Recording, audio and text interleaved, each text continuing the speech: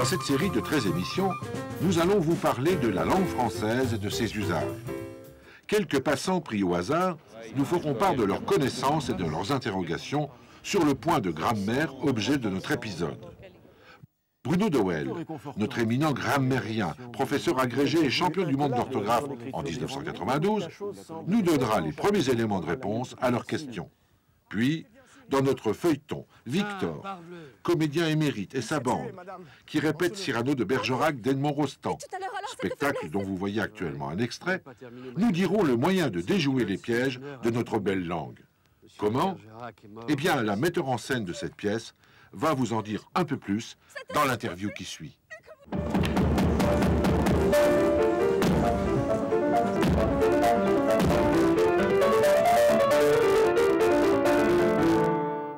Bonjour. Bonjour.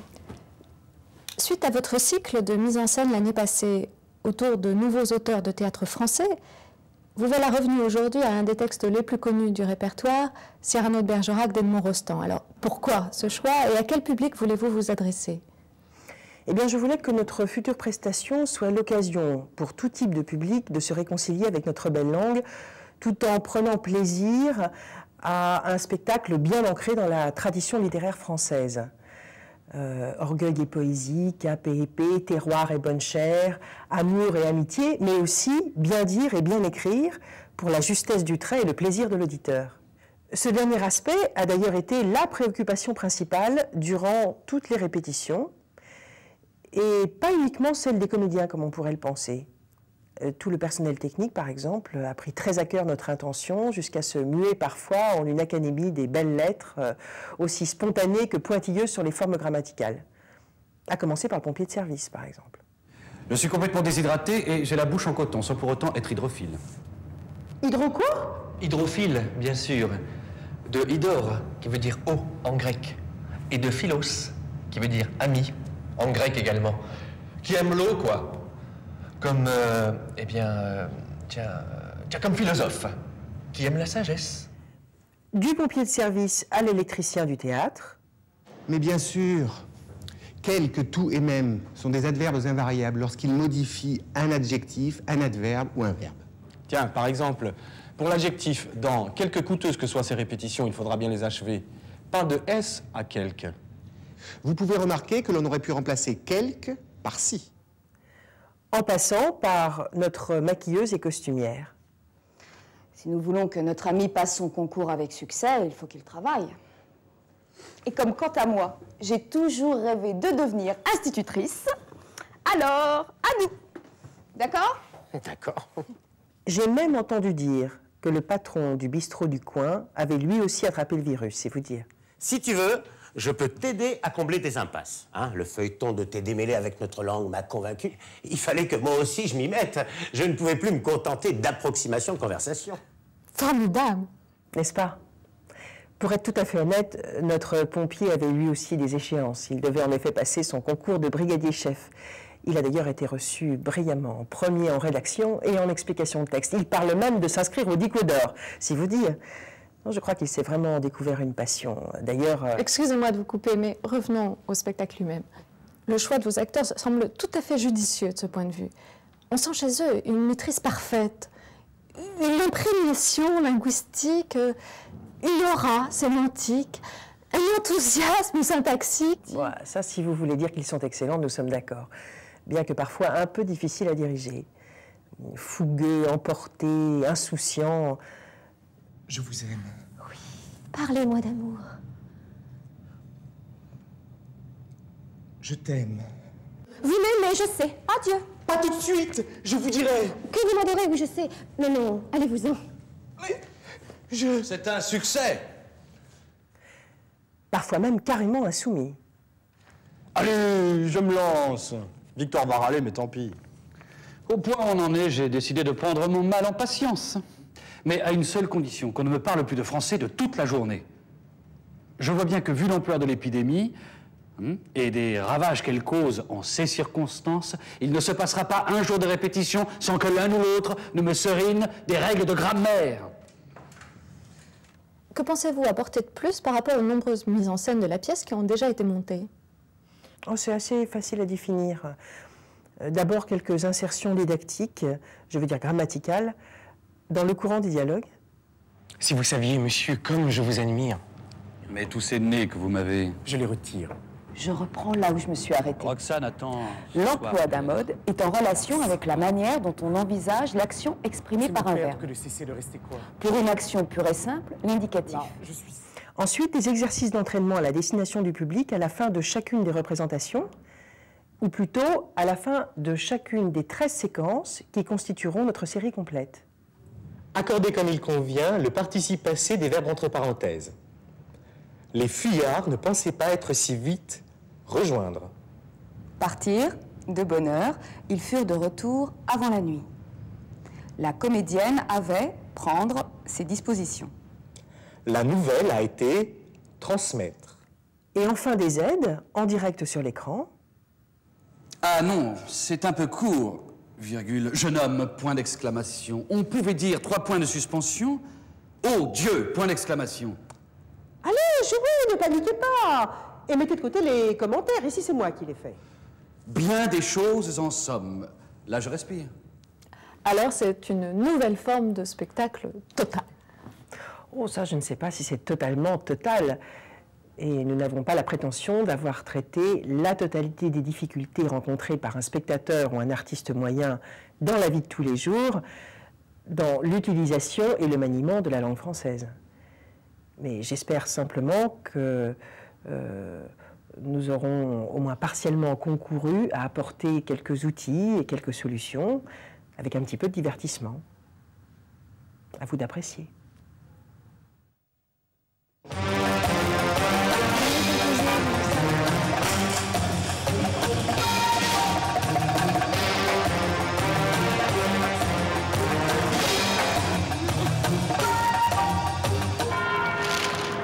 Savez-vous ce que sont un préfixe, un radical ou un suffixe?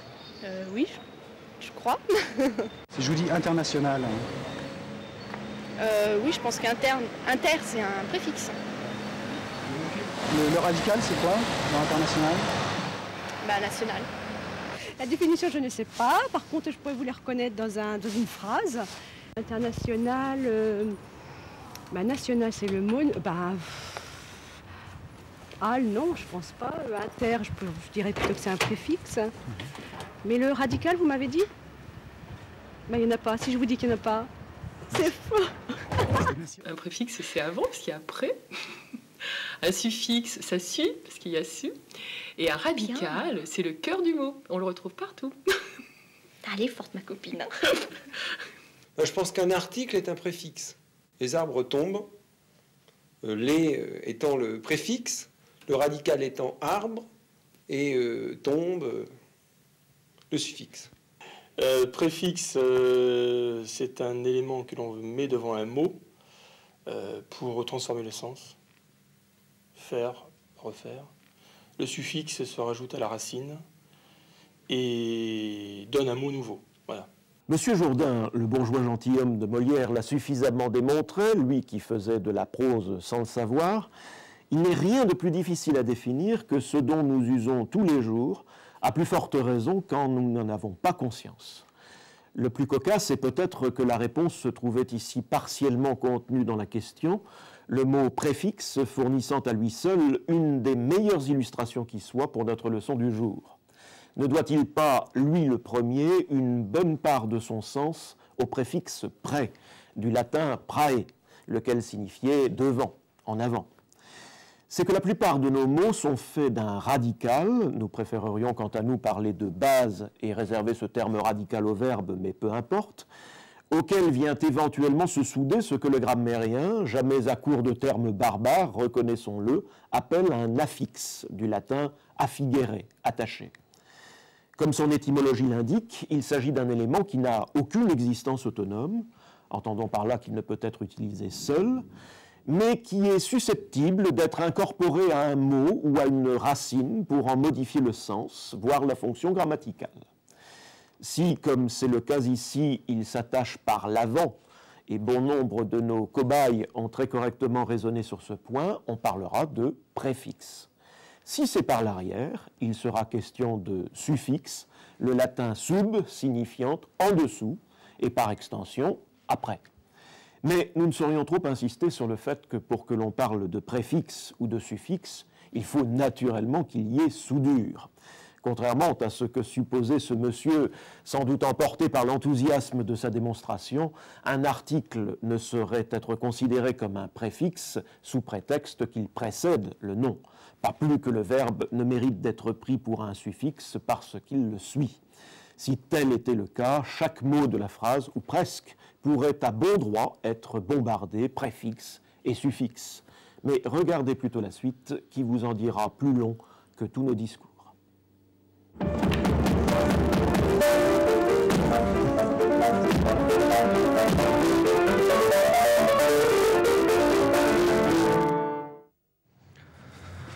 Oh, bah qu'est-ce que vous avez? Oh rien, ce sont seulement les inconvénients du métier. Et je me traîne depuis quelque temps une lombalgie carabinée. Ah, une lomba. Ah, je crois que le voilà enfin. Oui, oui, je comprends. Moi aussi, le mal de tête, je connais bien, oui. Salut, c'est vous la metteuse en scène? Moi, c'est Victor. Bonjour. Excusez mon retard, mais j'ai dû passer chez mon médecin pour faire soigner mes cordes vocales. Bien, oui, oui, c'est bien moi. Comme vous le constatez, nous vous attendons depuis un petit moment. Bon, apparemment, vous avez retrouvé votre voix. Oui, mais lorsque je vous ai eu hier au téléphone et que j'ai su que j'allais auditionner avec vous, j'en suis devenu complètement taphone. Oh, je vous rassure, ce n'est plus le cas, et heureusement d'ailleurs, parce que ce qui m'intéresse, ce sont votre élocution et vos capacités d'articulation phonétique. Peut-être que nous allons pouvoir commencer maintenant? Allez, soyez pathétique et tout ira bien. Vous allez voir, d'ordinaire, je ne provoque pas l'antipathie. Pour en convenir, encore faut-il voir et entendre. Tâchez de vous montrer sympathique, mais ne tombez tout de même pas dans le pathologique. Sinon, il va y avoir un hic. D'accord, d'accord. D'autant plus qu'à l'heure qu'il est, je ferai plutôt dans l'hydrologique. Je suis complètement déshydraté et j'ai la bouche en coton, sans pour autant être hydrophile. Hydro quoi? Hydrophile, bien sûr. De hydor, qui veut dire eau en grec. Et de philos, qui veut dire ami, en grec également. Qui aime l'eau, quoi. Comme, comme philosophe. Qui aime la sagesse. Bien, bien, bien, bien, bien. Mais nous ne sommes pas là pour faire de la linguistique ou de la philosophie, et encore moins pour aller boire un coup. Mon temps est compté. Ne désorganisons pas le programme de la journée. Commençons. Je vous écoute. Tu parles d'une philosophie des conneries, oui. Vous jugez probablement que c'est de la sophistication que de venir à une audition avec son texte. Sophistication. Action de raffiner à l'extrême de façon exagérée. Qu'à cela ne tienne, je sais mon texte à la perfection. Eh bien, action. Très bien, vous allez pouvoir constater que je connais parfaitement mon métier d'acteur. D'ailleurs, actuellement, j'ai plusieurs fers au feu, ce qui explique aussi mon retard. Je sors tout juste d'un plateau de télévision. Oui, c'est bien ce que je me disais. La monoactivité ne convient pas à une vedette comme vous. Vous m'avez percé à jour, nous allons nous entendre. Si vous m'engagez, je vous promets le monopole de mon temps et de mon talent. Quelle est la scène que je dois interpréter? Un dialogue, un monologue? Si vous voulez le rôle, la tirade du nez et du rigueur. Et juste après, vous aurez droit, et là je m'y engage, à un diabolomante pour étancher votre soif. Ah non, pas diabolo. Stop. Pas diabolo. Là, on n'est plus dans la règle du jeu. Quelle règle? Eh bien, celle de la formation des mots. Préfixe, radical, suffixe, quoi. Attendez, vous allez voir.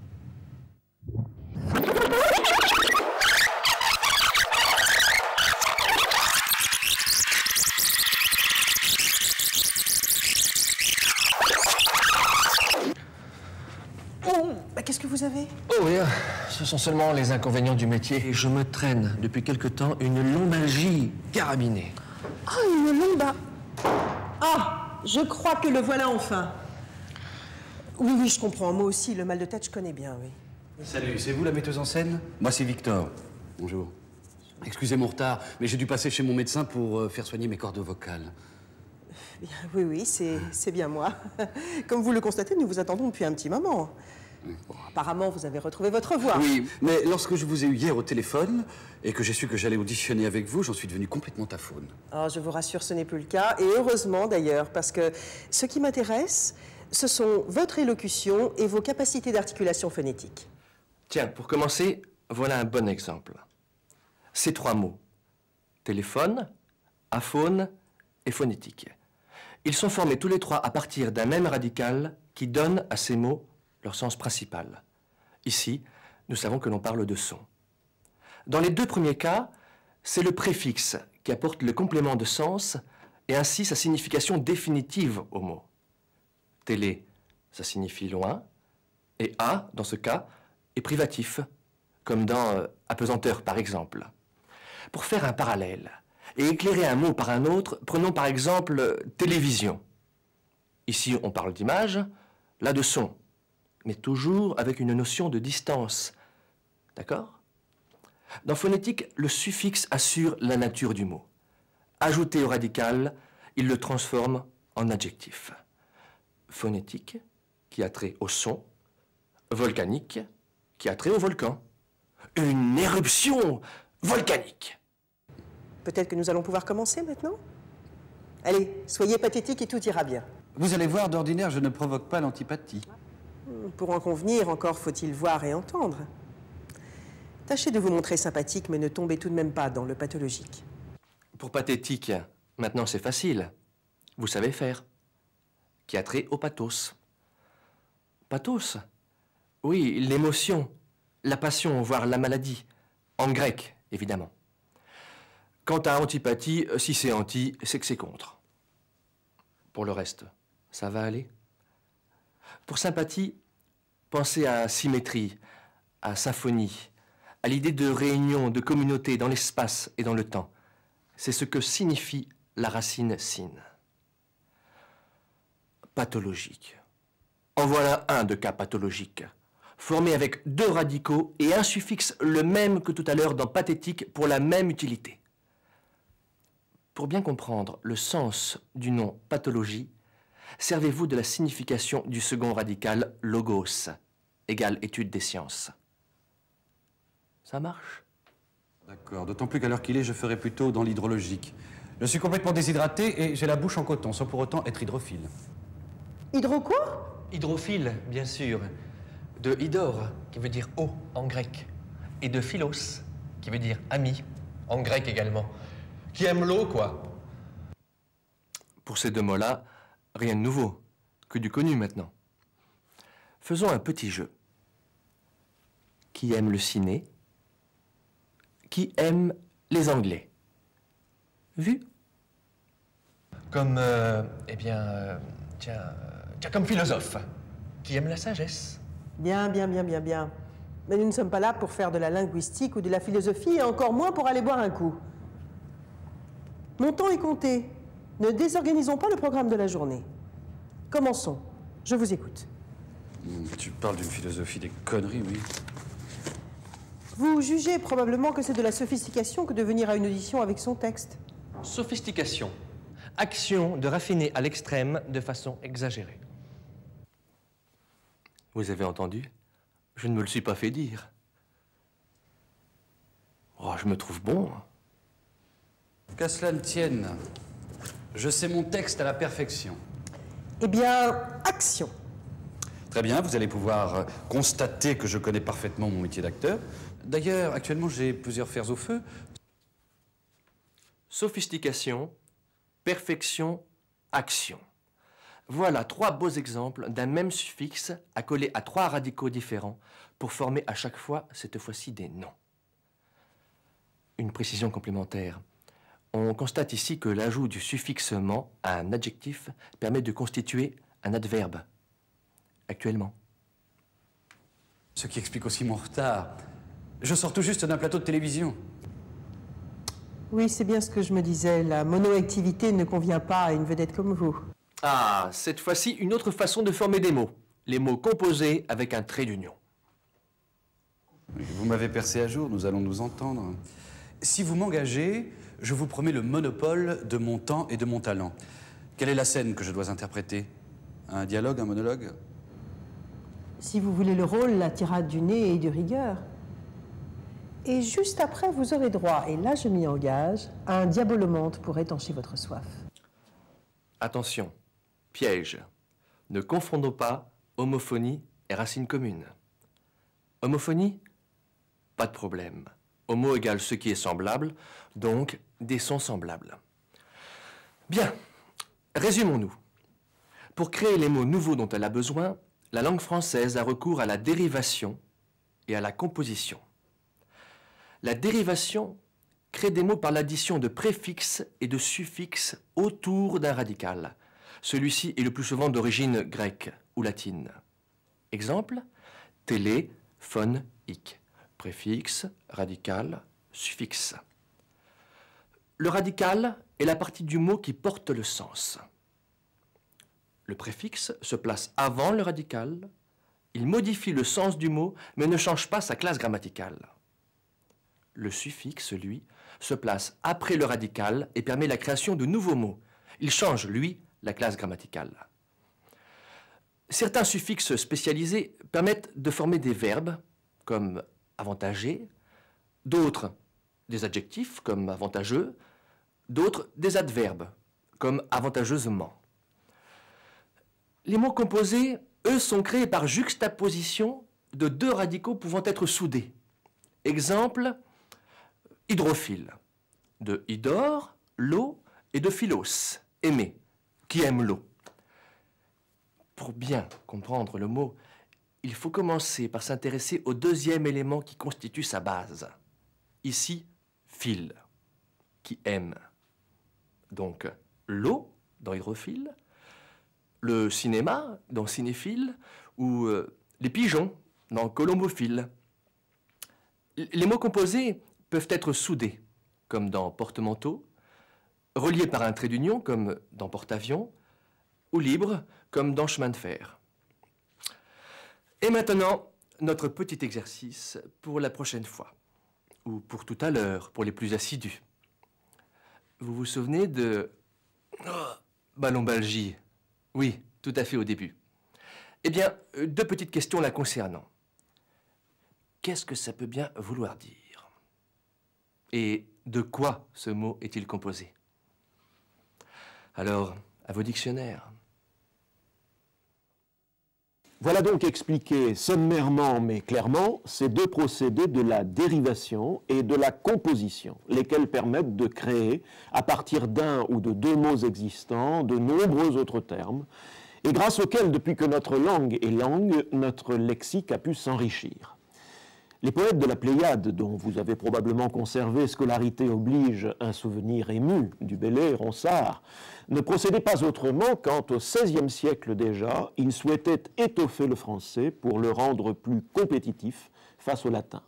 Mais vous vous souvenez certainement aussi que Malherbe, moins d'un demi-siècle plus tard, s'emporta contre ces formations sauvages et qu'il s'empressa de mettre un frein à cette frénésie créatrice, ouvrant du même coup le chemin à nos écrivains classiques, qui mirent un point d'honneur à n'utiliser, eux, dans leurs écrits, qu'un vocabulaire des plus réduits, ce qu'ils appelèrent, dans une formule restée célèbre, le fond de la langue. Les choses, finalement, ont-elles vraiment changé depuis lors? Il se trouve toujours des puristes pour nous expliquer dans le sillage de Malherbe que les besoins d'hier ne sont plus forcément ceux d'aujourd'hui et que, notre langue étant devenue riche, il faut se garder d'abuser d'une dérivation qui, convenons-en, n'est pas toujours exempte de dérives. Ils n'en veulent pour preuve, parmi beaucoup d'autres horreurs, que ce verbe candidater, qui fait actuellement les beaux jours du langage administratif, en particulier celui de l'éducation nationale, mais qu'aucun dictionnaire ne s'est encore risqué à homologuer. Reconnaissons avec ses détracteurs que postuler pourrait souvent faire l'affaire et que ce nouveau venu n'est pas un modèle d'esthétique. Mais l'esthétique n'est-elle pas aussi une question d'habitude ? Des voix se lèvent aujourd'hui pour stigmatiser la frilosité de notre langue dans ce domaine. S'il n'y a plus, certes, à gagner ses galons face au latin, il est plus que jamais nécessaire de lutter contre l'anglais, dont chacun s'accorde à reconnaître une faculté d'adaptation plus grande à un monde en constante évolution.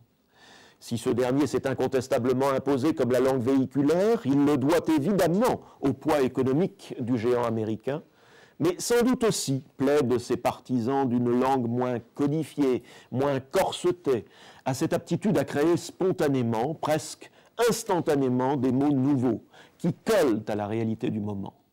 Le débat est ouvert et nous serions bien inspirés de ne pas l'esquiver, car de l'avis de bon nombre de spécialistes, le temps presse. Aucune langue n'est éternelle et la nôtre pas davantage. Voilà, le principe est simple, donc dans notre prochain épisode, nous parlerons de la ponctuation. À la prochaine. Au fait, j'oubliais la correction de notre premier exercice. Notre pompier nous a demandé « Que veut dire le mot lombalgie et de quoi est-il composé ?» Il est formé de deux radicaux accolés. Lombe, du latin lumbus, qui désigne les régions supérieures de l'abdomen situées à droite et à gauche de la colonne vertébrale, et algie, du mot grec algos, qui signifie douleur. Donc, lombalgie, douleur dans les reins, et pas mal à la tête, comme le disait étourdiment notre metteur en scène.